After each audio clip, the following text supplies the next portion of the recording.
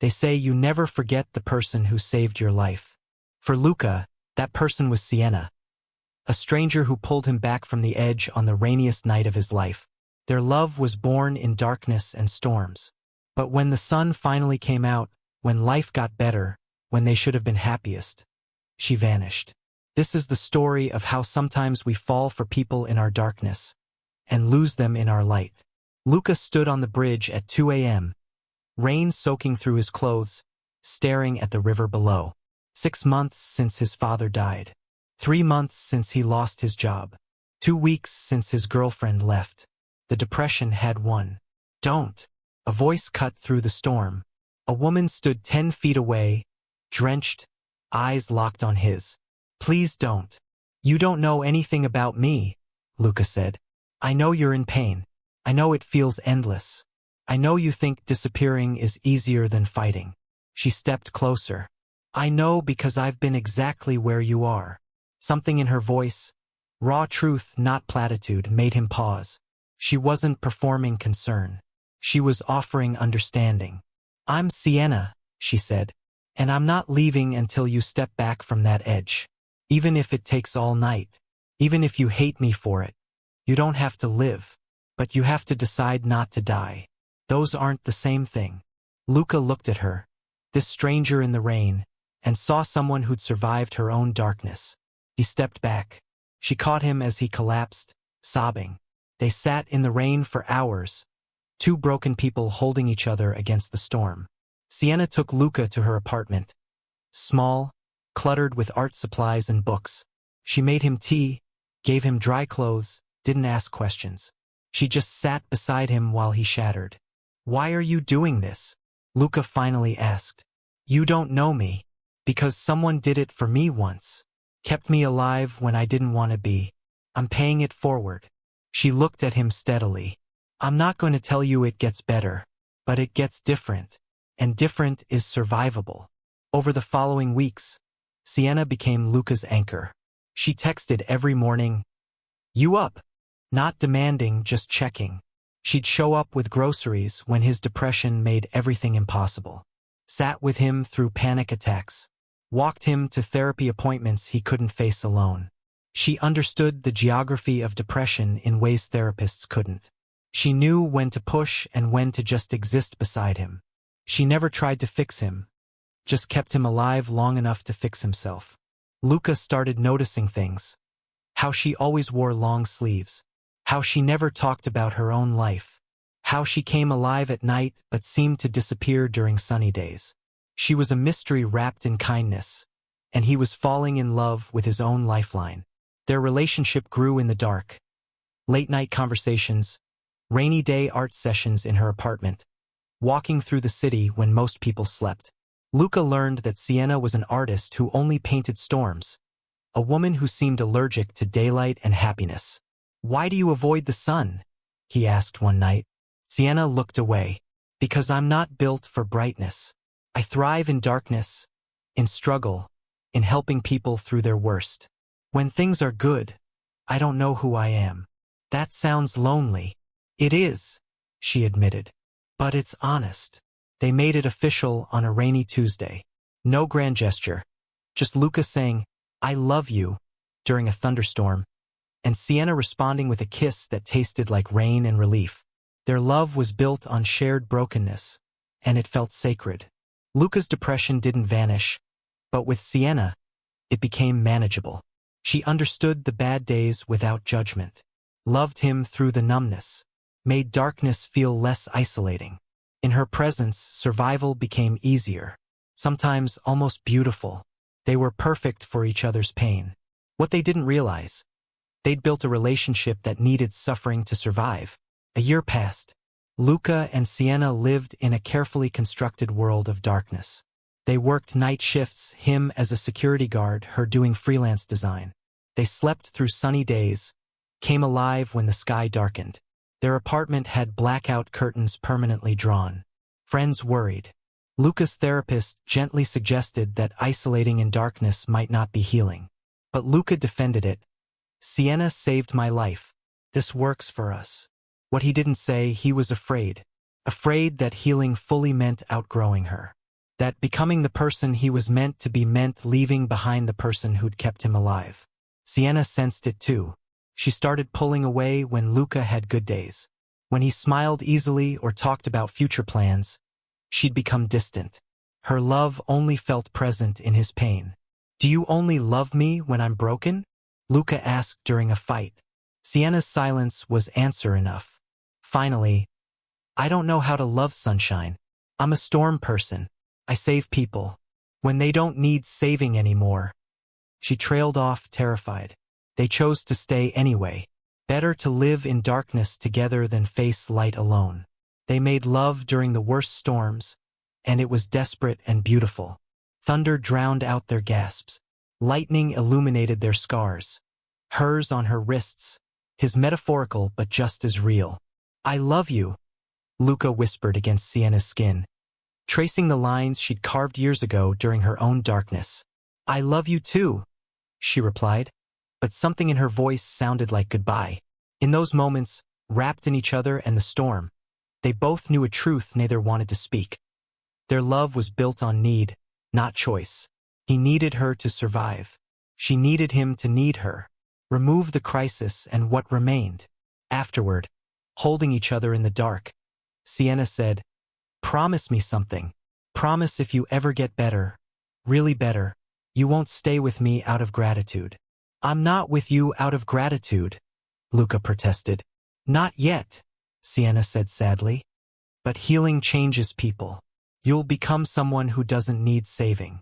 And I'll still be the woman who only knows how to love broken things." Luca wanted to argue, but couldn't, because deep down he wondered, who was he without the depression? And would that person still want her? Luca's healing was gradual, then sudden. Better medication, consistent therapy. He started taking morning walks, opened the curtains, applied for day jobs. The depression didn't disappear, but its grip loosened. Sunlight didn't hurt anymore. And with each improvement, Sienna receded. She stopped texting first, avoided his eyes, made excuses to leave when he laughed freely. When Luca got a new job in marketing, good hours, good pay, genuine excitement, Sienna barely smiled. "Aren't you happy for me?" he asked. "I am," she said. But her eyes told a different story. They said, "You don't need me anymore. And I don't know who I am when I'm not needed." Luca tried to include her in his healing, invited her to day activities, introduced her to his new colleagues. But Sienna was a creature of darkness. In sunlight, she physically dimmed, quieter, smaller, fading. "It's like watching you become a stranger," Sienna admitted one night. "The you I fell in love with needed me. This new you're thriving. And I'm terrified." "I still need you," Luca insisted. "No," Sienna said gently. "You want me. That's different. Better even. But it scares me because I don't know how to be loved for who I am, only for what I provide." Luca woke on a sunny Saturday to an empty bed. At first, he thought Sienna was in the kitchen. Then he noticed her toothbrush was gone, her art supplies, the dark curtains she'd hung, everything. On the table, a note in her handwriting. "You don't need me anymore. That should make me happy. Instead, it makes me obsolete. I'm not strong enough to watch you outgrow me, Luca. You were my purpose. But you deserve someone who loves your light, not just your darkness. I'm so proud of who you're becoming. But I can't be part of that world. The sun hurts too much." Luca read it 3 times, then collapsed. The irony was devastating. The woman who saved him from ending his life had just walked out of it. And he couldn't even be angry because he understood. He called her phone, disconnected. Went to her old haunts, no one had seen her. She'd vanished like she'd never existed, leaving only the impact of her presence. His therapist asked, "How do you feel?" Luca didn't know. Heartbroken, grateful, abandoned, freed, destroyed, saved, all at once. "She loved my brokenness," Luca said. "And when I healed, I stopped being the person she needed to love." Luca read Sienna's note obsessively, finding new layers each time. She'd explained everything he'd been too afraid to acknowledge. "I fell in love with your need. I felt valuable in your crisis. When you started healing, I felt redundant. I know that's unhealthy. I know I should celebrate your growth. But instead, I resent it. That makes me toxic, Luca. And you deserve better than someone who thrives on your pain. She continued, You think I saved you? You saved yourself. I was just there. And now you're building a life in the sunshine, and I can't follow. I'm a creature of storms. I don't know how to exist in calm. Maybe someday I'll heal enough to love someone's happiness instead of their suffering. But that day isn't today. She ended, Don't look for me. Don't fix this. Just live. Freely. Joyfully. Without the weight of gratitude or guilt. You survived. Now thrive. That's the greatest gift you can give me. Proof that my staying mattered by showing that my leaving was right. Luca realized the cruelest truth. Sometimes the person who saves your life can't stay in it. Sometimes love means letting go of your rescuer so you can finally stand alone. Luca spent months searching for answers. He returned to the bridge where they met, now sunny and peaceful. Talked to her old landlord. Sienna had paid 6 months ahead and left no forwarding address. He studied her art. Every painting featured storms, but never rainbows after. She'd only known how to capture the darkness. In therapy, Dr. Patel helped him understand. Sienna had Saviour Complex. Her identity was built on rescuing people. When you no longer needed rescuing, she lost her purpose. That's not love, that's codependency. But she did love me, Luca protested. She did. And she left because she loved you enough to know she was becoming the thing holding you back. That's complicated.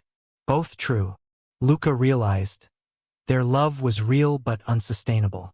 She'd needed him broken to feel necessary. He'd needed her present to feel safe. Neither had loved the other's wholeness, only their wounds. Months passed. Luca thrived, got promoted, made friends, dated casually, learned to be okay alone. And slowly, painfully, he accepted. Sienna wasn't coming back, and that was okay. Her leaving was the final act of love, freeing him from the guilt of outgrowing her. 2 years later, Luca returned to the bridge during sunset. No rain, just golden light. He'd written a letter to Sienna he'd never send. You were right to leave. I understand now. We met in my darkness because that's where you lived too. We saved each other from drowning, but we built a home underwater. When I finally surfaced, you couldn't follow. Not because you didn't love me, but because you hadn't learned to love yourself yet. He continued, I hope you're healing. I hope you've found someone who needs saving less and choosing more. I hope you've learned that you're valuable even when you're not rescuing people. Thank you for keeping me alive long enough to want to live. That gift is eternal, even though our love wasn't. Walking away from the bridge, Luca spotted a woman across the park. Dark hair, familiar posture. Sienna? She was laughing with someone, both of them in sunlight. She looked different, lighter, healed. Their eyes met briefly. She smiled, sad, proud, apologetic, grateful. All of it. He smiled back. They didn't approach each other. Didn't need to. They'd both survived. Both healed. Both learned that love built in darkness can't always withstand light. And that was okay. Some people are meant to save you, not keep you. If this story broke your heart, hit that like button and subscribe to Inchua Love Stories for emotionally complex love stories about the relationships that save us and the courage to let them go. Comment. Have you ever outgrown someone who once saved you? How did you let go? Share your story. Feel the emotion. Live the story. See you next time. Broken Heart Umbrella with Raindrops, Sparkles.